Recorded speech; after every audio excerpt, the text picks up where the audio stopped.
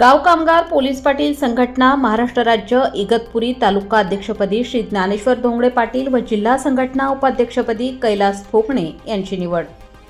इगतपुरी तालुका कार्यकारिणीची निवड नाशिक जिल्हाध्यक्ष रवींद्र जाधव यांच्या अध्यक्षतेखाली व राज्य उपाध्यक्ष अरुण बोडके, जब्बार पठाण, विभागीय उपाध्यक्ष किरण पाटील यांच्या प्रमुख उपस्थितीत पार पडली. यावेळी संभाजीनगर जिल्हाध्यक्ष कारभारी निगोटे, नाशिक कार्याध्यक्ष महेंद्र भामरे, नाशिक सचिव मुकेश कापडी, नाशिक उपाध्यक्ष रमेश आव्हाड, कार्यकारी अध्यक्ष सुरेश कोकणे, जिल्हा संघटक रोहिदास काळे, महिला प्रतिनिधी भगवती धात्रक, सिन्नर तालुका अध्यक्ष सागर मुठाळ, निफाड कार्याध्यक्ष लक्ष्मण आहेर, वैजापूर तालुका अध्यक्ष राजू आहेर, सचिव कदम पाटील आदी मान्यवर व्यासपीठावर उपस्थित होते. निवड प्रक्रिया संग्राम हॉटेल, साकूर फाटा, इगतपुरी येथे उत्साहात पार पडली. यावेळी इगतपुरी तालुक्यातील बहुसंख्य पोलीस पाटील हजर होते.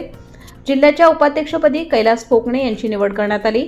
नवनिर्वाचित तालुका कार्यकारिणी पुढील प्रमाणे: इगतपुरी तालुका अध्यक्षपदी ज्ञानेश्वर धोंगडे, उपाध्यक्षपदी पंकज नवले व सीमा भोर, कार्याध्यक्षपदी सपना देहाडे, कार्यकारी अध्यक्ष गंगाधर पगारे, सचिवपदी रवींद्र पंडित, सहसचिव संजू भगत, खजिनदार अशोक जाधव यांची सर्वानुमते निवड करण्यात आली. तालुक्यातील उपस्थित पोलीस पाटलांनी संघटनेसोबत राहून पदाधिकाऱ्यांबरोबर काम करणार असल्याचेही सांगितले. पोलीस पाटील संघटनेच्या नोंदणी, ध्येय, धोरण, वाटचालीबाबत सविस्तर मार्गदर्शन राज्य उपाध्यक्ष अरुण बोडके व जब्बार पठाण यांनी मार्गदर्शन करत 11 डिसेंबरच्या हिवाळी अधिवेशनाच्या मोर्चासाठी तालुक्यातील पोलीस पाटलांनी उपस्थित राहण्याचे आवाहन केले व इगतपुरी तालुका कार्यकारिणीस पुढील वाटचालीस शुभेच्छा दिल्या.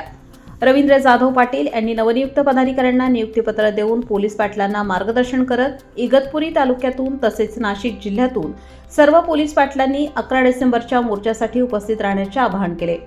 तालुक्यातील सेवानिवृत्त पोलीस पाटलांचा यावेळी सन्मान करण्यात आला. जिल्हा उपाध्यक्ष कैलास फोकणे यांनी सूत्रसंचालन केले.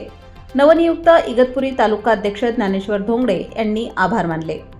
लोकमान्य न्यूजसाठी संचालक लक्ष्मीकांत शिंदे, इगतपुरी.